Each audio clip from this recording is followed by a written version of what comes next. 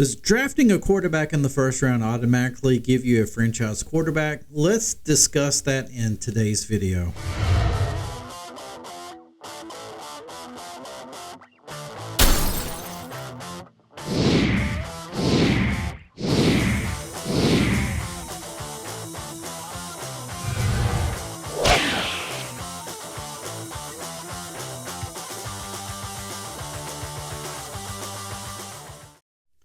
Well, welcome back to another video here on the Washington Football Maniacs channel. My name is Greg, and this channel is dedicated to the Washington Commanders. And if you're down with that, make sure you have subscribed to this channel. And when you do, make sure you have hit the notification bell so you will never miss another video release. So right now in the interwebs and social media, we are having that discussion amongst Washington Commanders fans as far as does drafting a quarterback in the first round guarantee you a franchise quarterback, or does it guarantee you that you're going to have a higher rate of success in having a franchise quarterback if you draft that guy in the first round as opposed to any other round, or if you're supposed to, maybe picking up somebody within free agency? Let's talk about that in today's video. So, as you know, I've been a fan of the Washington Redskins, the Washington football team, the Washington Commanders. I've been a fan of this team since dating back to the early 1980s, 1981. Right before Washington won their first Super Bowl, I was a fan at a very young age.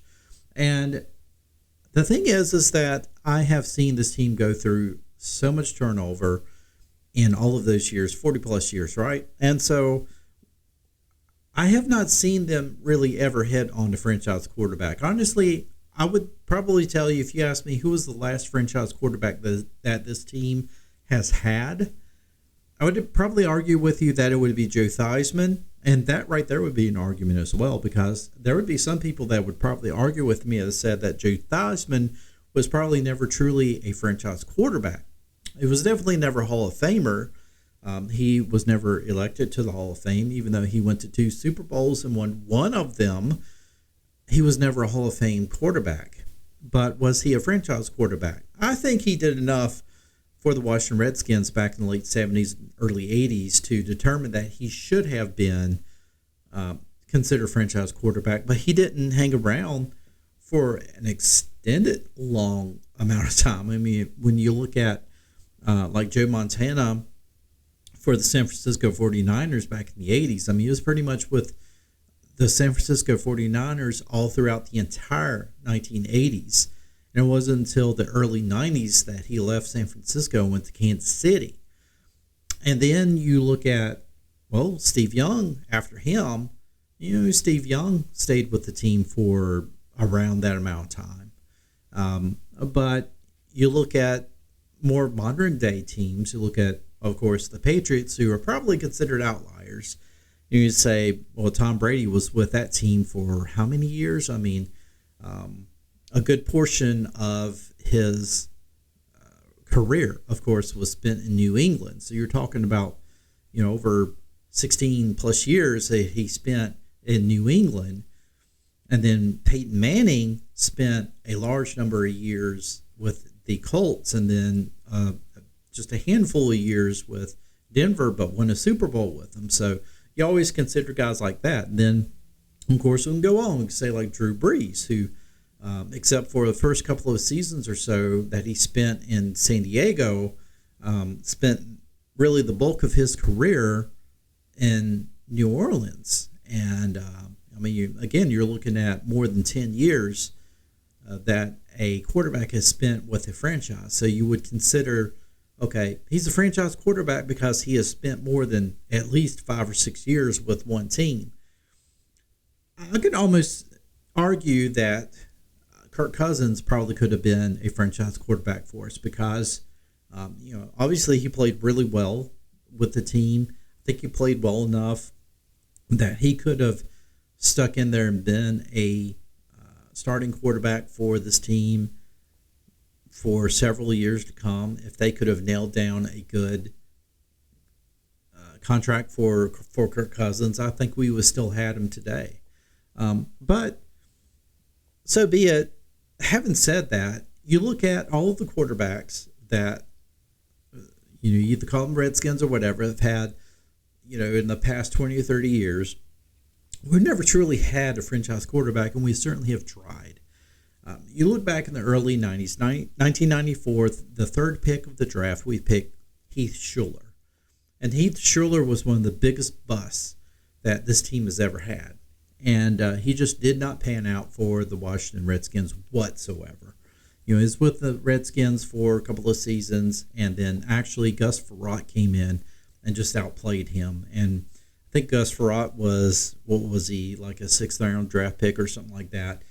Came in, played so much better than Heath Shuler, and honestly, Gus Frerotte, I really liked him. He was a solid quarterback, and and then we go from that. We go to Brad Johnson, of course, who was kind of a journeyman quarterback at that point. And then we try to keep drafting. We drafted.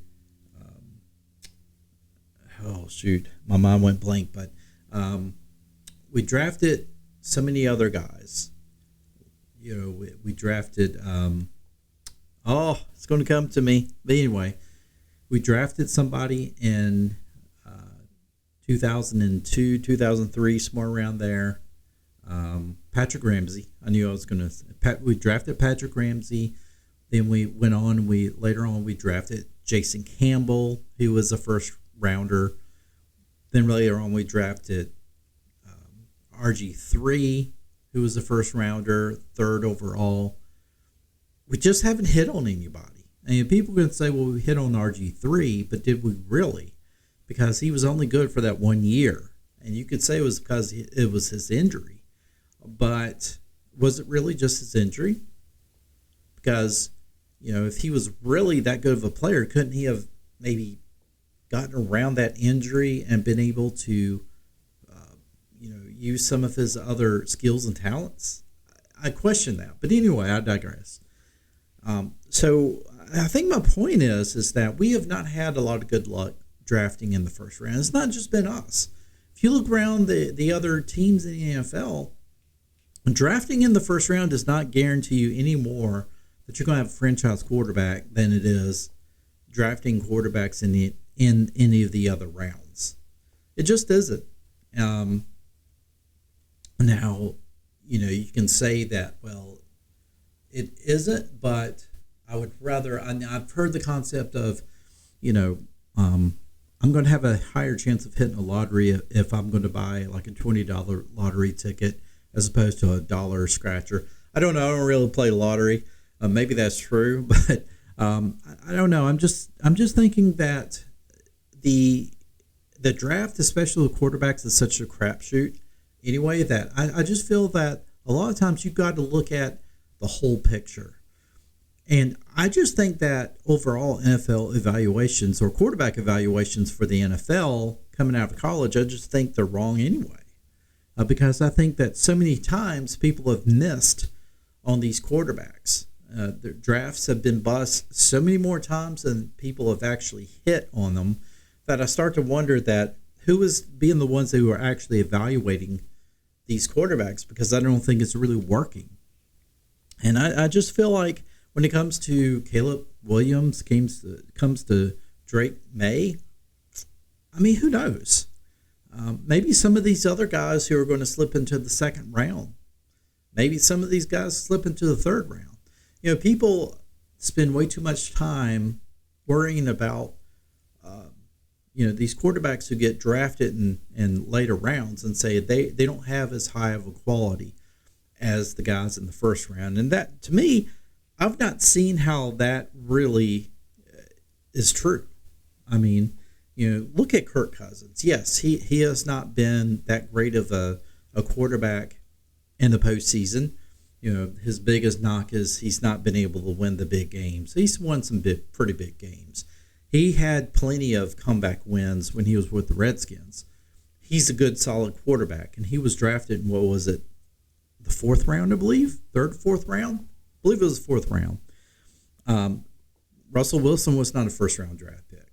I know that's a hot topic right there, right? Especially with Sean Payton, how he has been treating Russell Wilson. But, you can't deny Russell Wilson has had a pretty good, solid career. He's had a really good, solid career. He's been to the Super Bowl twice. He's won one of those Super Bowls, very nearly won two of those Super Bowls. So, I mean, he's had a very high quality career, in my opinion. I mean, of course, Tom Brady is the best example, right? I mean, he was, what, a sixth rounder out of Michigan? I mean, it just goes to show you, folks, that evaluating quarterbacks is so difficult to do that I don't think we should always put all of our bags in one basket. And just because that we're trying to see how high we can get our draft picks, I mean, it is kind of an exciting thing. People fall in love with the romanticism of, we have a draft pick that could possibly be number 2. And so what better way to draft that pick than, or to, use that pick than to draft a quarterback? Because that just seems to go hand in hand, right? A first round draft pick, in the top 5 has to be a quarterback, wide receiver, or somebody like that. It's not very often that you can unsexy pick like a lineman. While some of the rest of us are kind of like, I don't know, I kind of like to have a left tackle that I feel like a lot of times we wind up hitting a lot more on than we do anything else. Because, I mean, look at guys like Trent Williams, Chris Samuel. When we had guys like that on our team, you never had to worry about left tackle. And that immediately made our offensive line so much better. And I just feel that when you have a good, solid offensive line, your quarterback is just going to be that much better. And I've said it in the past. I've always said it that a great offense, a good, solid offense starts with a good, solid offensive line. It starts within the trenches. And that's where your offense is. Your offense is not the quarterback and the wide receivers and the running back and the tight ends. That's not your offense. Your offense starts in the trenches. And if that is not fixed, if that is not right, and if that is subpar, then it's not really going to matter who your skilled position players are. You're going to have a hard time running your offense and being successful. You're going to be chasing the chains every single time because that offensive line is not going to be able to give you the protection that you really need. So really, by saying all that, I just feel that I'm so conflicted when it comes to draft position quarterbacks.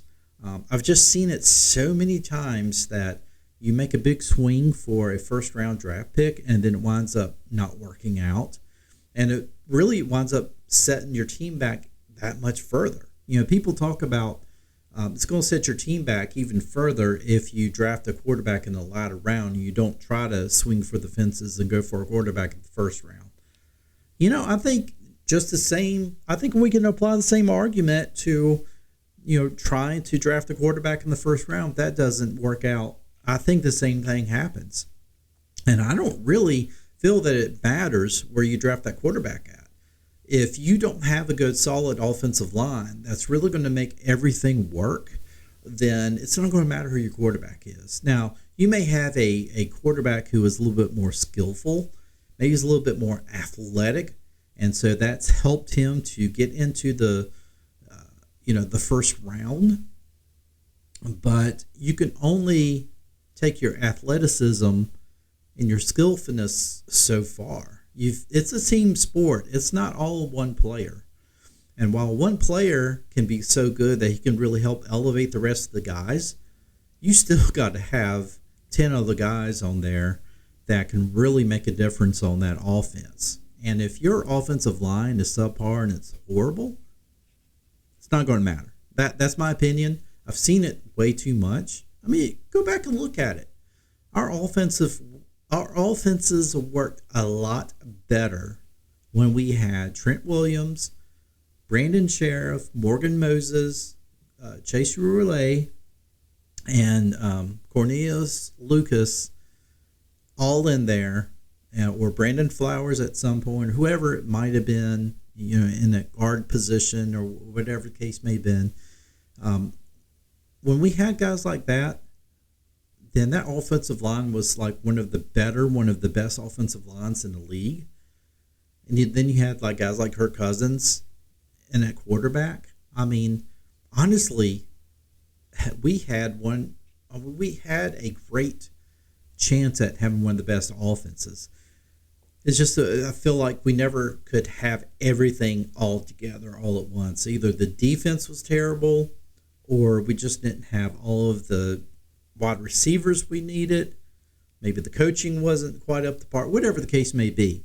But that offensive line really helped to solidify a lot of things. And so, and you can also have the argument of like, well, we had Trent Williams, we had Chris Samuels. How many Super Bowls did we win? How many playoff games did we win? Yeah, I understand. But see, my point is it's not just having a great offensive line and not a great quarterback. And I don't believe that you can't have a great quarterback that comes out of the latter rounds. I think you can have a great quarterback that comes out of the latter rounds. Maybe you got to help develop him a little bit more, but you can have a great quarterback that comes out of those rounds that leads you deep into the playoffs. I mean, again, look at Mr. Irrelevant, Brock Purdy right now in San Francisco. They have the number 1 seed wrapped up in the NFC in the playoffs. So it's quite likely you may see San Francisco in the Super Bowl this year. And Brock Purdy is the quarterback. Mr. Irrelevant when he was drafted. So I just think that folks, I think they spend too much time thinking about a first-round quarterback. And I think they should look at every aspect of these quarterbacks within the offense or off season. We'll say the right things here in a second, but I just think that all of us, including myself, we all need to just take a step back. We need to study these guys.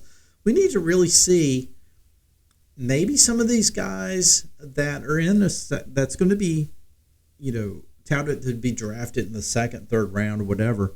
Maybe these guys actually are just as talented as the Caleb Williams, the Drake Mays, coming out of the draft in the first round. Maybe we spend that first round draft pick and trade down and pick up more higher round draft picks. Or maybe we spend it on an offensive tackle. I don't think that that's setting the team back even further. Because remember, folks, we still also have the free agency coming up before the draft. And so we got plenty of chances to fill in holes. We're not going to do it all within one season, but I think we can really knock a big dent in it if we do it the right way. Folks, let me know in the comments what you think. I know this has been kind of a long video on this, but I think it's an interesting topic because everybody's talking about quarterback and draft picks. Everybody is falling in love with Caleb Williams. Honestly, I haven't got to watch a lot of college football this year, so I'm going to do my best to go back and study these guys, find out what, other scouts and stuff have really talked about these other guys, maybe make a better opinion about it.